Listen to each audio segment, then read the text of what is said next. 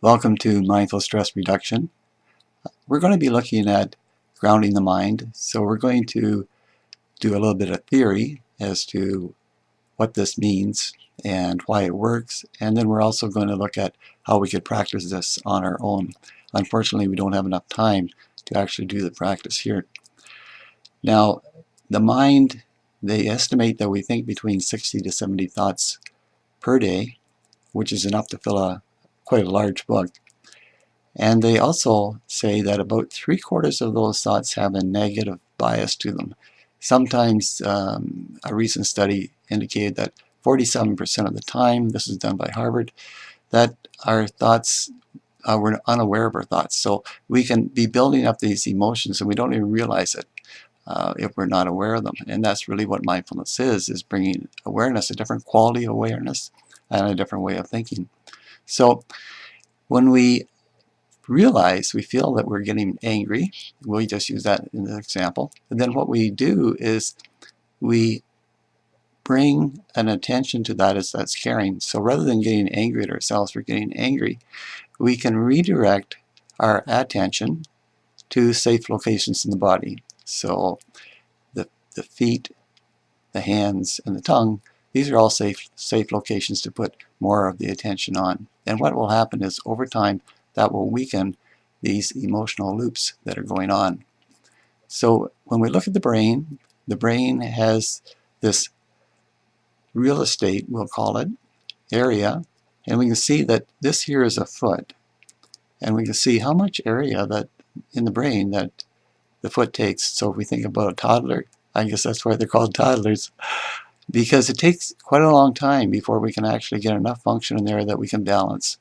And then again, the hand, we can see how much area that takes up in the brain. And again, it takes about 4 or 5 years before a child can develop a pinch grip.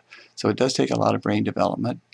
And that's good news for us because the more that we can focus on these, the more it will weaken the emotional stress that we're experiencing. And then the last one that we use often is the tongue. The tongue has a lot of nerve endings in it, and you can actually use it when you're talking. So toes, fingers, and tongues, these are going to be the 3 areas that we suggest for practicing. So the practicing here would begin with finding. This is called spatial awareness. It's like, where is it? Where are my feet? That again is going to help to weaken this. And then we need to offer the mind something rather than what it's going to think about, because we got a 3-to-1 ratio with 75% of our thoughts being negative if we're not aware of them. And I don't mean like really negative, I just that they have a bias in them. And finding the toes, that directs the mind. So we become aware, and best if we can cycle this with our in-breath. You may not be able to do it at first, but later on as you go through the practice, you'll become more acquainted with this. Breathing in, I find my toes. Breathing in, I find my toes. So that's all it is. We're using something that is straightforward. It's just an objective phrase that's true because you know that you're breathing in, and there's no subjective component to this. So the first part of the phrase is always breathing in.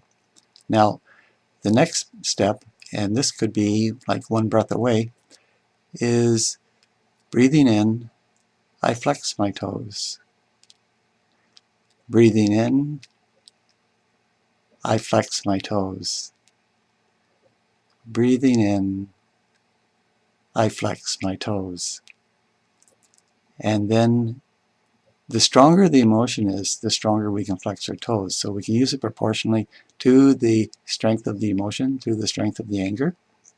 And that's where like a good swift walk will help with this, becoming more aware of your body as it's moving and as your feet strike the ground. And then in particular, there's a lot more sensation and nerve endings in the toes. So that's the strongest place to focus on.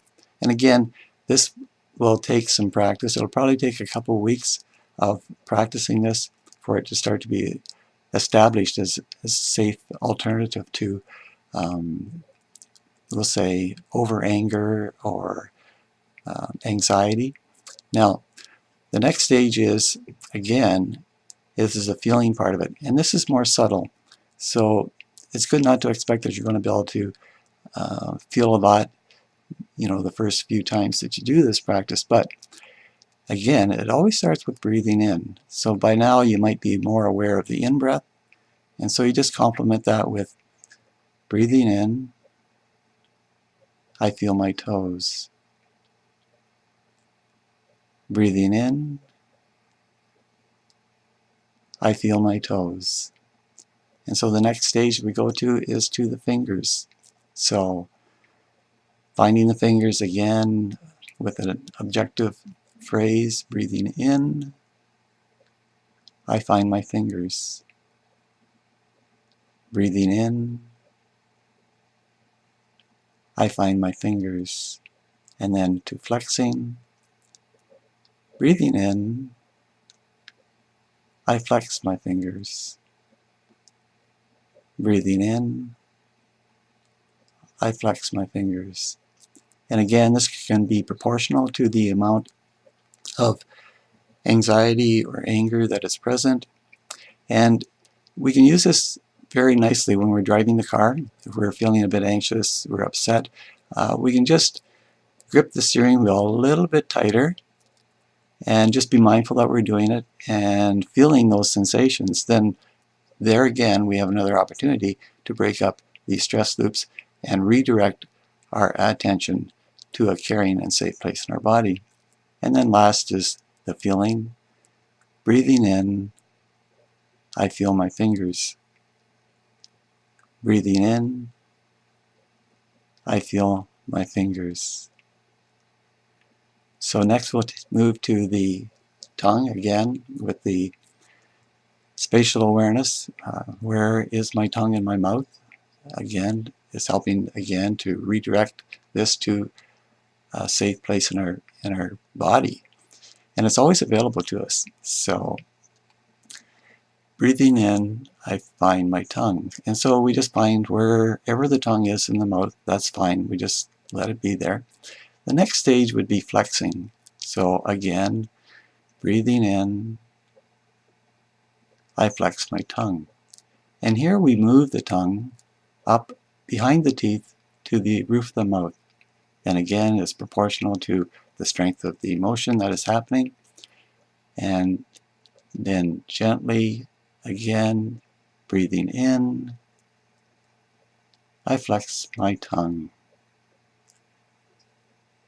Breathing in, I flex my tongue. And then the final stage, again, not to expect too much of yourself. That's just going to add more stress and anxiety to your practice. Just feeling, breathing in, I feel my tongue. Breathing in, I feel my tongue. So you can build up a cadence with these practices, with the breathing in at the same time that it's synchronized with the breath and a phrase. This is very, very helpful, especially if there's trauma that you have, and I think we probably all do in various ways. This is a way to slowly and slowly, over time, help to make friends with that trauma and give it an opportunity to be released. So in summary, we have this opportunity with mindful stress reduction that we can ground the mind. We look at the brain and we see that the brain has a lot of area where these safe locations are. We can use that to our advantage by using the mindfulness triangle of attention, intention, and specific action. So once again, I want to thank you for your interest in our little micro courses. We like to keep them under 10 minutes. Now, if you're interested in actual guided meditation, if you can just send me an email, and then what I can do is I can put one together and post it up here in the future so that we could actually get a first-hand experience of the benefits of this practice. So once again, thank you for your interest.